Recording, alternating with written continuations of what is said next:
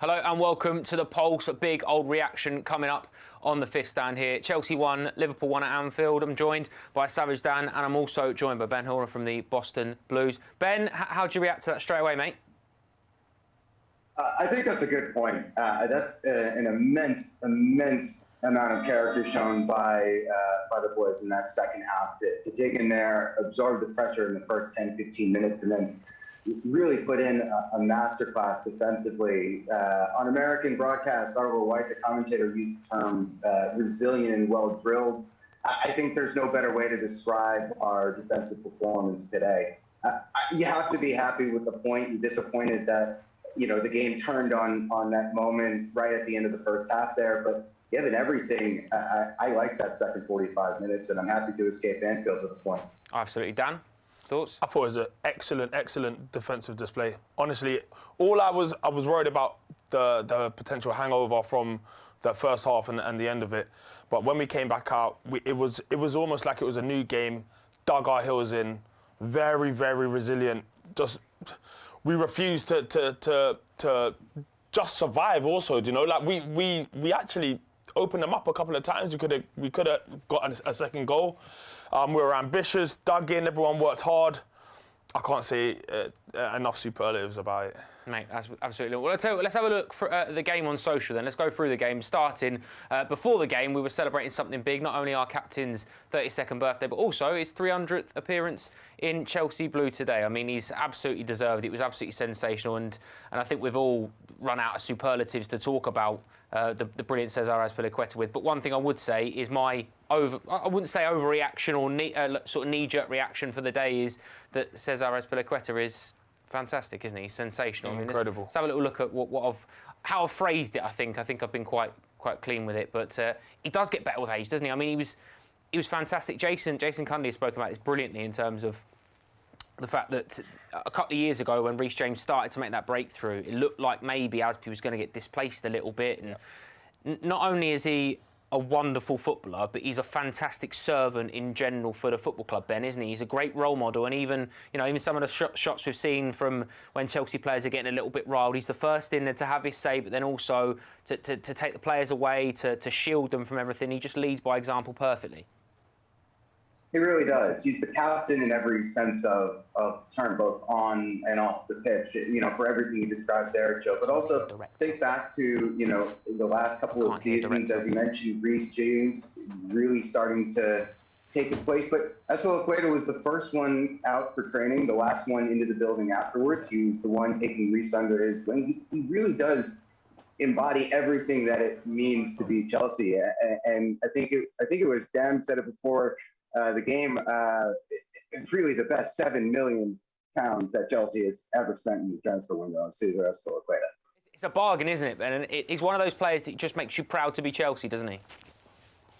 He really does. You know that when he's pounding that crest on his chest, he means it. He gets it. One of the way he reacts to scoring goals, the way he reacts to his teammates scoring goals, the way he reacts to Trevor Chalobah scoring his debut goal. That is someone who really gets not just what it means to play in that shirt, but also what it means to represent Chelsea supporters when you pull on that blue kit. Absolutely, mate. Absolutely agree. Well, obviously, welcome to Jason Kanté. Jace, deep breath. You good? And breathe. Wow. Mate, again, they wouldn't have seen that off camera there. You've just come in, big old fist pump. It does feel it's a good result, isn't it? Yeah, that's massive for us. I thought we were superb, honestly. Throughout the whole 90 minutes, the decision didn't go our way, and we'll talk about it in a second, no doubt. But that we're going to go really close this year. That was brilliant. I said in the comments, it wasn't clinging on, hanging on football. We weren't. Mendy made saves, but fall from distance. They didn't carve us open. Defensively, just superb. I'm so proud of what I've just seen there. That's top draw. That is going away to one of the toughest grounds in world football, down to 10 men for 45 minutes. That's top draw, that. Well, let's have a look then, because it started so well, of course. Kai Havertz, nearly called him Eden Hazard there. Kai Havertz gave us the lead at Anfield earlier on, and obviously Twitter reacted brilliantly well. That is a sublime header from Kai Havertz, magnificent technique, but it's also his movement to get across the near post and make that goal. Chelsea ahead at Liverpool, top goal from the German, brilliant glance to make it 1-0. Havertz doing fadeaway headers, yeah, so lovely one from James, enjoyed that. And this as well. I mean, he's absolutely right. The difficulty on the header, Dan, and we spoke about at the end of last season how Kai Havertz makes difficult things look easy. Yeah. That's not something that you necessarily sort of attribute to his game, is his aerial ability. Yeah. But this one here, I mean, he really is growing into a phenomenal player. I think he's got everything to his game, hasn't he? Every time I speak to a player, they always say how good he is technically. We know he's great technically, and it takes a little bit of bedding into the Premier League, especially like the aggressiveness of it. But he seems to have all the tenacity. He's big, he's strong, he's physical, he's faster than he looks. And the header, I mean, I'm not even, I don't want to discredit him. I'm not sure if he's looking for that specific header. You know, you just want to pass it on and kind of put it into an area of uncertainty. He'll probably say he meant it. Take percentages, don't you? Yeah, that's it. Of course you do, yeah. But he's got a very good flick on. He's got across the front. And voila. Yeah, I mean, Jace, that's the thing though, isn't it? You've got a player like Kai Havertz. We talk about players coming in with potential. He's at that level already and can get better, which is a scary thought. Oh, we haven't even seen the start of this. You know, we're talking about a player that comes with a huge reputation. And, you know, I've said it before and I'll say it again. I think we've got to look back over what happened in his first time here. New country, huge price tag, didn't settle particularly well, had COVID. But towards the end of last season, we saw the player that we're probably going to see much more of. I felt, you know, I'm with Dan. I don't think he meant the header. I think it's a flick on near post. That's what it is. But he's done brilliant to get. Don't underestimate to get in front of the man, because to work that space and get your head there, that takes credit to flick it on. And then of course it has to be a sacrificial lamb because we've gone down to 10 men. I felt for him that he had to come off, but someone had to, and I thought his replacement Silva was just unbelievably good today. Absolutely. Well, let's have a little look at Dan's knee-jerk reaction today, because it came not too long after the Kai Havertz goal, which is... Never a red. And I know Jace probably doesn't agree, but I'm not sure of the rules. They seem to change all the time. All I know is that if the ball comes off your thigh and hits your arm, it's obviously not a deliberate handball. I'm sure it has to be a deliberate handball. And that's what I would have thought, or an obvious attempt to stop a goal-scoring opportunity for it to be a red card. I could be wrong. They may have just changed the rules last week, but I'm guessing, I'm sure you have to do something deliberately wrong in order to be sent off for a handball. Before I get Jason to rain on this and dampen us down a little bit, Ben, what did you think of it, mate? Were you convinced by it being a red card or not? I think the red card was the right call in hindsight. I'm gonna pick a little bit of a nit with the process. I mean, Anthony Taylor walks over and looks at a freeze frame. So if we're looking for any level of intent or deliberate action, I do question how you can see that in a still off a video rather than watching the clip, just rolling it through. That said, I don't think that he got the call wrong. I think that was the correct call. I think the bigger problem was there was that we didn't clear the ball when we had the chance, and Reece was just the one who had to put himself in the way to keep the ball from going in. Jace, Colin, thoughts? It's a red. Yeah, it's a red. And I know what Dan's saying. I'm sticking. I'm with you, mate. But I tell you why it's a red. It's Reece's momentum and it's a natural. Yes, it comes off his thigh, but then there is that. Okay. And I think that there is a natural instinct to force the ball away. It's the right. Look, it's the right call. It's hard for me to say it, but I think it's. And I agree. It's the right call. Naturally, it's caused quite a division on social media. I mean, have a look at this. I think fairly contrasting replies, responses, tweets about all of it. I mean, it's harsh on James, who's been excellent for Chelsea. He has been excellent, Mike. You're bang on. He's been superb. Reece James moves his hand forward as well to get the ball out. It's a difficult call for Chelsea fans, but it's the right call, again, like what you're saying there, Jason. And the final one is, it's a harsh one probably on Chelsea, even if a correct decision, Reece James did handle the ball by the current handball rules. I think this is the difficult, and this is why it's caused such a debate, because the rules are so difficult to understand at times, aren't they, in terms of it.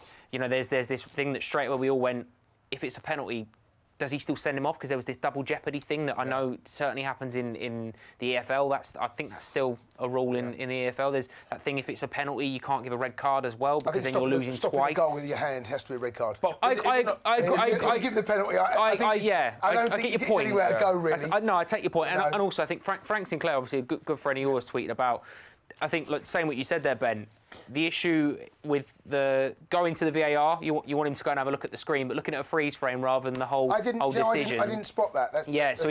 I'll have to have a look at that again. It was just a freeze frame. It's like you said. They come to the right conclusion, but you'd like the process to be watched. If that's all he's seen, then I have to say I missed that. I was too busy. We'll have a look. Let's go to our tweet of the day then for the day, and I'm sure there was one or two contenders, but this is Jenny, obviously good fan of the club, and I'm sure we'll have her on Matchday Live at some point. Are you stressed, Chelsea fan? I am highly stressed. I think yes, Jenny. I think absolutely we were. I mean, Ben, it was at half time. I think everyone needed to take a breather and to calm down a little bit. The second 45. I think we were all clock watching, but like Jason said, it didn't feel like we were hanging on, but more that we were digging in, and we were just hoping it wasn't going to be one of them horrible narratives where Alisson scores in the 93rd minute with a header or something ridiculous. Don't.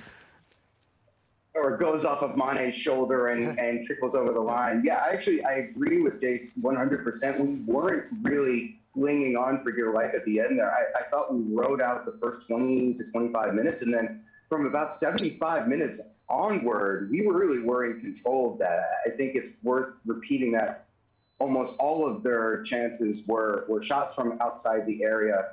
And once Rudiger and Alonso started to work in tandem a little bit better, they really did a great job at closing up space for Salah to operate in. And from then on out, it was Chelsea, going against a team in Liverpool who seemed like they had sort of run out of options and just couldn't find the key to unlock the defense. There wasn't really the same level of, teeth chattering and nail biting that you sometimes see, late on at Anfield. It did, like you said, it's very much like that. It was a tough game. It was a tough 45 minutes to watch as well, because I felt, like you said, defended resolutely, deserved something from the game, but sometimes not how football works, and a lot of times Joe summed it up brilliant. They ran out of ideas. You could see they started going longer. That's when Chalobah come off on the bench, because you could see that they were starting to be a little bit more direct. And when you start going more direct, it's because you come up against a brick wall and you have to go a little bit more route one. And that really played into our hands. But honestly, we were magnificent. Yeah. Honestly, I cannot underline how good we were defensively as a unit.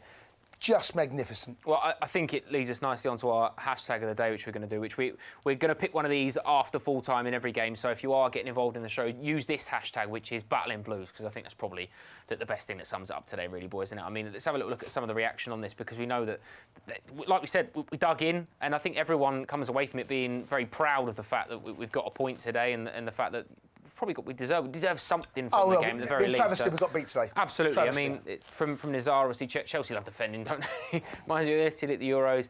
Bat well, stay in their shape, communicate well on the pitch. Jason, you said it as well. There's one more, but Chelsea are doing such a fantastic job of defending with 10 men. It's almost a textbook example of how to defend against someone getting sent off. Liverpool could barely make a chance. In training, Jace, you do these drills, don't you, where you go down to 10 and you have to sit and you have to dig in. And Chelsea defensively have been superb under Thomas Tuchel since he's come in. Yeah, we're hard to break down with 11, right? But when you've got 10 behind the ball, it's slightly different because your mindset is different. And I said in the commentary, we have to carry a threat, because what you can't do is think you're going to get away with just sitting on the edge of your box. And we did. We had chances, half chances. Lukaku had a chance, Cover had a chance. We carried a threat. And that was important, just to get us higher up the pitch. But as a unit, to defend like that, we didn't look like we had a man less. It just looked like Liverpool on top. That's how it looked. But again, I can't just honestly, they were just magnificent. That's hard. That's hard graft, that, for 45 minutes. And again, Dan, we were sat here watching the game. Both said the same thing, that you're looking at different ways, aren't you, to try and get something from it. You're looking at. Do you bring Timo Werner on for an outlet? Do you get Lukaku to just have to hold the ball for at times almost 10 seconds until players get around him? That's right. How do you go about it? So when you're a manager on a touchline, you've got to decipher all these ideas and come up with a plan. Yeah, and in the end, we came up with the correct one, because Lukaku actually started to get better as the game went on. He was getting change out of the defenders, holding up play, just being a nuisance, you know, and actually creating chances by the end of the game, which is crazy in itself. It felt a little bit like Barca in 2012. It felt a little bit like that because our backs were against the wall, but it still felt like we were gonna somehow do it. And we were resilient. We could be playing till tomorrow and we won't concede. You're absolutely right. It's a great point. Well, I mean, just have a look at the match stats on the side there. I mean, 65% possession, 23 shots, 8 on target, 12 corners, no offsides. It's games like this, Ben, as well. You look back at the end of the season more than just now. Emotionally, you feel quite charged about it, but at the end of the season, there's more questions that have been answered from a Chelsea perspective today than a Liverpool perspective. They're going to come away frustrated, thinking, how have we not won that 45 minutes at home with the fans on side and, you know, we get the penalty and the momentum starts swinging. Chelsea now have answered a few critics to say, well, can you do it against the big teams? Absolutely. Yeah, I think you're spot on with that, Joe. You can actually kind of sense the atmosphere start to shift in the Cup as the second half wore on, and their fans started to get a little frustrated, a little unnerved. And I actually think that Chelsea were drawing some strength from that. I think this is a great litmus test for this Chelsea team, and how well are they going to go toe-to-toe with, you know, the teams that are, you know, meant to be the favorites. You know, you don't win or lose the league in your first 3 matches of the season, but you can go a long way to setting a great foundation for a good campaign in the early stages. One juxtaposition I do want to make here is, you know, we mentioned during the halftime, the game at the Bridge against Liverpool when, you know, Christensen got sent off last year, and there was mostly just a bit of a capitulation after that. Hold that up and compare it against the kind of shift and determined defending that we saw today, and it's just night and day. I completely agree, and you make a great point there, Ben, about the game at Chelsea last year with Christensen getting sent off. It had a similar sort of feel to it at times when you think it could line up exactly the same. But the fact that you've dug in today, Dan, the fact that you've got something from it, and again, you know, this isn't one of those Mendy's had to make 5 worldy saves. Yeah. Chelsea defended so well, they've restricted Liverpool to very little. Defensively, it was business as usual. So the players would have probably taken confidence from the fact that we've had loads and loads of clean sheets running in the run into this game anyway. So we know that we don't concede lots. As long as we don't lose our heads and as long as we stay concentrated and all of that, then they're going to find it very difficult to break us down. And they just couldn't find a way through. You know, we had 3 defenders, we had the 3 centre-halves, basically the width for the 6-yard box. And then you had the other 2, probably the width for the 18-yard box. So if you want, you're going to have to shoot from far, or you're going to have to get lucky if you want to score against us. And Jason's having a nightmare. Sorry. Jason's booting the set. Honestly, I'm kicking this here. I think I'm still out there playing with it. I think you just give away a penalty.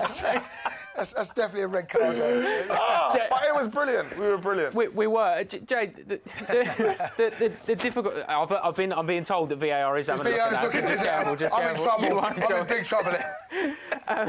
But Jay, you look at the run that Chelsea have got now. You know, we've got a couple of tough games. Aston Villa could be a tough game. We've got them in the Carabao Cup as well. Champions League starts to get filtered into it as well. I think Manchester City and Tottenham, but then other than those 2, it's a fairly favourable run for Chelsea now. We had a tough start and still have got a tough start to this season, but once you get into October, there are 4 games on the spin that we can pick up maximum points. Yeah. So to come out of there with 10 men, with a point, I'd have taken a point before the game, in all honesty. Yeah. I went 0-0. I felt it would be a draw, but I also felt that first goal could go on to win it, and had we not gone down to 10 men, we'd have won that game. That's how I feel a little bit like it's 2 points drop, even though I know it's not. Yeah. No, I completely agree with you. I think that's the difficulty, Ben, isn't it? Because you have to detach yourself and you go 10 men at Anfield. It's a good point. However, the way we've been playing recently, and even in the second half, if the penalty's not given, like Dan's already said, we could be playing for 2.5 weeks, and you back Chelsea to shut them out. Yeah, you really would. I mean, I think it's just a testament to the fact that great teams show character in adverse situations, and that's exactly what this Chelsea team did here today. I don't think, I think every Chelsea fan always want to win. You always want to, come away from Anfield with 3 points, because there's few victories except maybe Tottenham away that are sweeter than an away win at Anfield. But being realistic, this is a Liverpool team that, turned that ground into a fortress for a long time and set last year aside without the fans there. We went into Anfield, we quieted the Kop for the entirety of the second half. And I think, you have to walk out of there, full of confidence with that point. Even if, yes, I think Jason's right. Had you not gotten the red card and the penalty, I do think we go on to win that game. It's strange, isn't it, Dan? Because we spoke about before the game. I think, again, all of us are massively positive Chelsea fans. You don't expect, but you back the team to get a result today. You back them to do that. When you look at it in the bigger picture, now we're unbeaten going into the international break. Thiago Silva, Mateo Kovacic, N'Golo Kanté, obviously we'll need to see if that's a knock, if that's an injury or what it is, but now you've got 2 weeks to get them back to full strength, full fitness. Thiago Silva comes in after, having a long, hard summer, and again, there's a lot of Chelsea fans that didn't expect him to play more than 20 games last year, ended up playing 40 plus, I think it was in the end. He comes in, looks like he's not missed a beat, knows the system, knows the way to play it.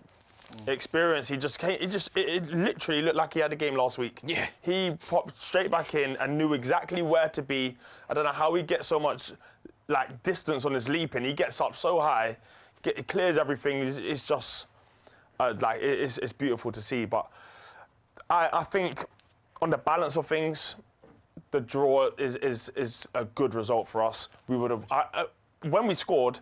I said to you, Jay, I said we could probably pack up and go home. Now, we don't concede unless Anthony Taylor has something to do with it. But it happened that way. I had to get a little nudge in, I'm sorry. You've done that right.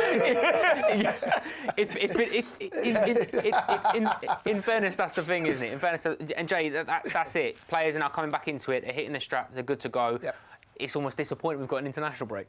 Yeah, and look, we know, all I want is for us to come back fit and healthy. That's what you do as a supporter or a manager of your team, every single player to go away, do what he's got to do with his country, come back, just pray that everyone is going to be fit and healthy for what's going to be a massive build-up to the Champions League. Of course, that's coming, Carabao Cup, right up until the end of November, going into December. Honestly, I'm so excited for the season to deliver. Really, on the back of that, that's a proper performance, that. It is. Let's get some post-match reaction from Anfield then. Pat Nevin has got the man, the captain, the legend, Cesar Azpilicueta.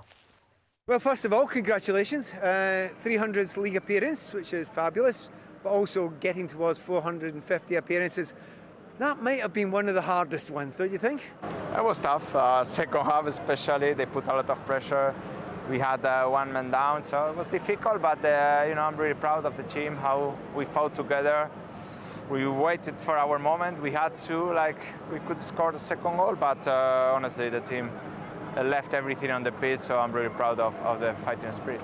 Well, you say left everything on the pitch. I mean, I've played here before, trying to defend that end in front of the Kop under that sort of pressure, but I thought after about 15 minutes of the second half, we sort of started passing it about, holding it better, and as you say, I thought we were as likely to score as them on the break, maybe. Yeah, of course, you expect them when you come after half-time to put pressure with the crowd. They felt confident, that they felt that they could get the second goal and of course make it more difficult for us. But we defended really well. Everybody, from Romelu, who had the game where he had to sacrifice for the team. Everybody was fighting hard. We had to make 2 changes at half-time, 1 red card, and we adapted really well to the situation. We're talking about Romelu running. He's not had that many games, just the 1 game against Arsenal, but he's up there on his own, fighting that lost cause almost. But it was incredible that he lasted the 90 minutes and looked so strong at the end. Well, Romelu has been with us for only 2 weeks. We have to think about it. He's a great addition for the team. He's so physical. He wants to score goals. He wants to play for the team. And tonight, in the second half, he had to sacrifice and to adapt to a bit more long balls and only on his own. And he held the ball and he flicked the ball. So, we are very happy to have him back in our blue shirt. What's the atmosphere like in the dressing room just now? Because it is a draw, it is a point. I was going to say only a point, but really, a point in the circumstances seems great. Was it a celebratory atmosphere in the dressing room? Well, We, of course, we are very happy with the spirit, the togetherness. Everybody fought really hard. We got the reward of a point, which, you know, it's not easy after 45 minutes with 10 men. But we wanted to get the 3 points. I think the team showed in the first half that we wanted to control the game, to dominate the game, to create chances. What we did, we nearly scored a second goal. And you know, when the incident happened, everything changed. But the mentality from the team was not to go down and to accept a second half and find excuses after. It was completely the opposite. Let's face this new challenge. Let's go together and get something. The thing is, everyone will talk about the second half and the 10 men, but the first half, until that, Chelsea were at least as good, and I thought maybe the better side before this send-off happened. In terms of chances, yes, I think we scored a goal in a corner. We could score a second goal with Mason. You know, even though we were not as accurate as we are used to it, also they pressed really well. For moments, we didn't find the right spaces, the right passes to go forward. We felt a bit under pressure, but also when you play at Anfield, you know, the team showed the courage to play. You have to accept that and find your moments, and I think is what we did. And you know, unfortunately, we could only get a point tonight. I was going to say as a defender, but you spend so much time getting up front when you possibly can. But as a defender against Liverpool, when the manager makes those changes, but he leaves 3 at the back, the 2 wing backs as well, nothing much has changed. You still have to do the same job. So was there a comfort in knowing that maybe a little bit more pressure, but it's still the same job? Yeah, but the team was active. Even though we were 1 man down, the midfielders, they had to run a lot.